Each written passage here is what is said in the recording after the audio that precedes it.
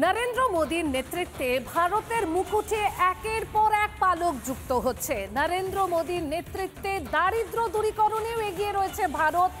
এক দশকে উল্লেখযোগ্যভাবে কমল দেশে দারিদ্রতার হার। যেমনটা জানা যাচ্ছে যে গত এক দশক ধরে তো দারিদ্রতার হার কমেছে, এই চলতি বছরে উল্লেখযোগ্যভাবে একদম বলা যেতে পারে যে 5.1% নেমে এসেছে দারিদ্রতার হার।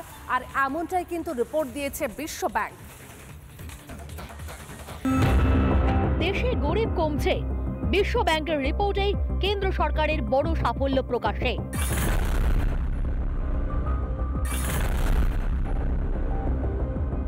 অর্থনৈতিক কর্মকাণ্ডে সাধারণভাবে আমরা যেটা পরিবর্তন দেখছি, সেই পরিবর্তনে কিন্তু গরিব মানুষের সংখ্যা কমছে। যারা রুটি রুজির জন্য যারা সংগ্রাম করছে, আমরা গত 10 বছর, গত 5 বছর এবং আজকের দিনে তাদের সংখ্যা কিন্তু কমছে। গত কয়েক বছরে টালমাটাল চলছে গোটা বিশ্বে। করোনাকালে ধসে গিয়েছিল বিশ্বের তাবর তাবর দেশের অর্থনীতি। তার উপর বিশ্ব দেখেছে রাশিয়া ইউক্রেন যুদ্ধ। এত কিছুর পরেও দারিদ্র দূরীকরণে উল্লেখযোগ্য সাফল্য ভারতের। বিশ্ব ব্যাংকের সাম্প্রতিক রিপোর্ট বলছে 2011-12 সালে চরম দারিদ্র্যের হার ছিল 27.1%। 2022-23 সালে তা কমে 5.3% হয়েছে। অর্থাৎ গত এক দশকে বিশাল সংখ্যক ভারতীয় দারিদ্র্যের কষ্ট থেকে মুক্তি পেয়েছেন।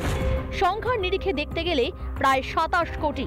বিশ্ব ব্যাংকের হিসেব বলছে 2011-12 সালে ভারতে চরম দরিদ্র জনসংখ্যা ছিল প্রায় 34.5 কোটি। 2022-23 সালে তা নেমে এসেছে প্রায় 7 কোটিতে। অর্থাৎ 11 বছরে দারিদ্র্য থেকে মুক্তি লাভ করেছেন প্রায় 27 কোটি ভারতীয়। দেখুন, এটা বিরাট বড় অ্যাচিভমেন্ট বলে মনে হয়। এটা মাননীয় প্রধানমন্ত্রী নরেন্দ্র মোদীর নেতৃত্বে গোটা ভারতবর্ষের যে আর্থিক বিকাশ চলছে, যে উন্নয়ন চলছে, তার জন্য এটা সম্ভব হয়েছে। জাপানকে পিছনে ফেলে ভারত এখন বিশ্বের 4র্থ বৃহত্তম অর্থনীতি। বিকশিত ভারতের লক্ষ্য নিয়ে এগোচ্ছেন মোদী। প্রধানমন্ত্রী আবাস যোজনা, প্রধানমন্ত্রী উজ্জ্বলা যোজনা, আয়ুষ্মান ভারত, দেশের গরিব মানুষের জীবনের মান উন্নয়নে একের পর এক বলিষ্ঠ পদক্ষেপ নিয়েছে কেন্দ্র। সেই জনকল্যাণমূলক কর্মসূচিগুলি যে পুরোপুরি সফল, তারই যেন প্রতিফলন বিশ্ব ব্যাংকের নয়া রিপোর্ট। রিপাবলিক বাংলা।